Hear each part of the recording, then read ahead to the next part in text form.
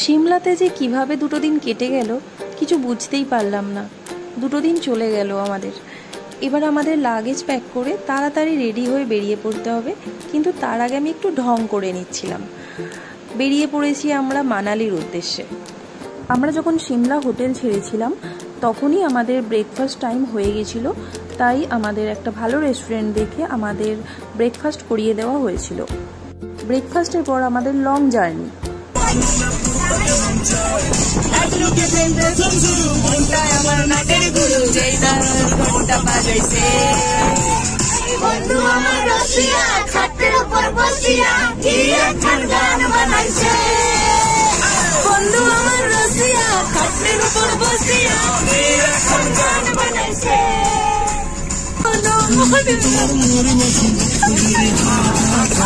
রঙ্গবতী রঙ্গবতী রঙ্গবতী রে রঙ্গবতী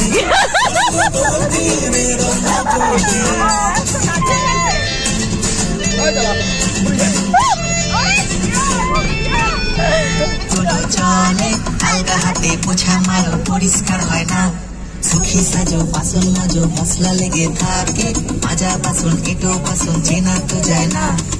স্নিগ্ধ সকাল বেলায় রোজই তুমি ঝগড়া করো, কোকিলের কণ্ঠ তোমার সারা পাড়া শোনে। তোর ময়লা থাকে বাসনে কয়লা থাকে, আসি আমি তোমায় রেখে পেলাম কি জীবনে।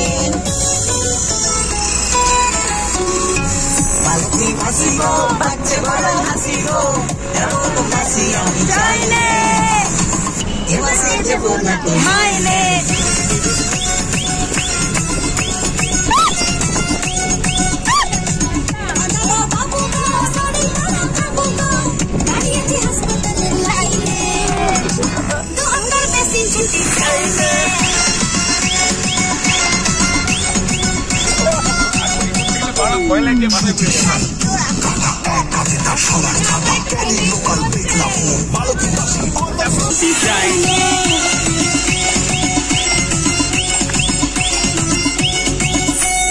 মালতী মাসি কালটি মারো শর্টকাটে কাজ সেরে, আরশোলারা ফ্যামিলি নিয়ে সুখে করে বাস।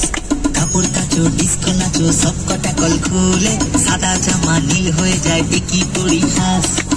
এবাড়ির হাড়ির খবর ও বাড়িতে পাচার করো, ঘরে ঘরে লাগাও তুমি দেওয়া নলে সংসার সুখের হবে ভেবে তোমায় রেখেছিলাম, স্কুলে দেখি এখন কোথাও আলু বেগুন। বালতি ভাসি গো বাচ্চা বড় হাসি গো, হাসি আমি চাই রে, এবার সে দেবো না তো মাইনে।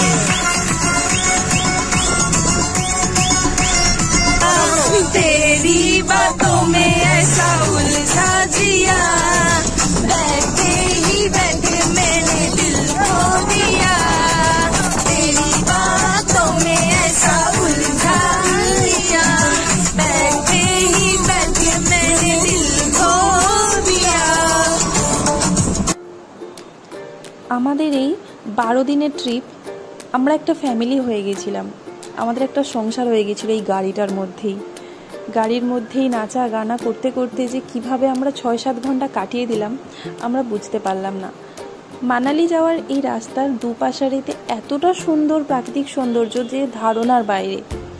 তার মধ্যে একটা ব্রিজ ছিল, কাঠের ব্রিজ, আমরা সেটাকে উপভোগ করার জন্য নেমে সবাই হাঁটাচলা করলাম, ওখানে ছবি তুললাম, কেউ রিলস বানালো, খুব মজা হয়েছে। এরপর আমরা যখন গাড়িতে উঠেছি আর একদম নামেনি, একদম সন্ধ্যের টাইম করে একবার আমরা নেমেছিলাম একটু চা খাওয়ার জন্য, সবাই একটু টায়ার্ড হয়ে পড়েছিল। তারপর একদম ডিরেক্ট আমরা আমাদের হোটেলে গিয়ে উঠেছিলাম। তারপর আমরা যখন আমাদের রুমে ঢুকলাম, নর্মালি যেমন রুম হয়, রুমটা খুব সুন্দর ছিল, বারান্দাটা তো আমার আরও ভালো লেগেছে। কিন্তু সকালবেলা ঘুম থেকে উঠে আমি যখন রুমের বাইরের বারান্দাটায় গেলাম তখন আমি জাস্ট অবাক, মানে বারান্দায় দাঁড়িয়ে যে আমি এরকম বরফে ঢাকা পাহাড় দেখতে পাবো আমি জাস্ট আইডিয়া করতে পারিনি। শুধু বারান্দা থেকে কেন, রুমের বেডে শুয়ে শুয়েও পাহাড় দেখা যাচ্ছে বরফে ঢাকা। জাস্ট अमेजिंग ব্যাপারটা ছিল। विकास दा नाइस balcony विकास दा lovely lovely अरे সকালে ভিডিও দেখে আইলি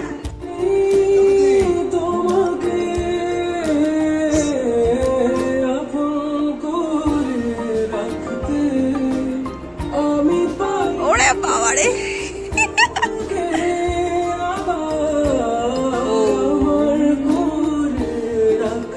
মাগো কার কথা ভাবছো সুবীর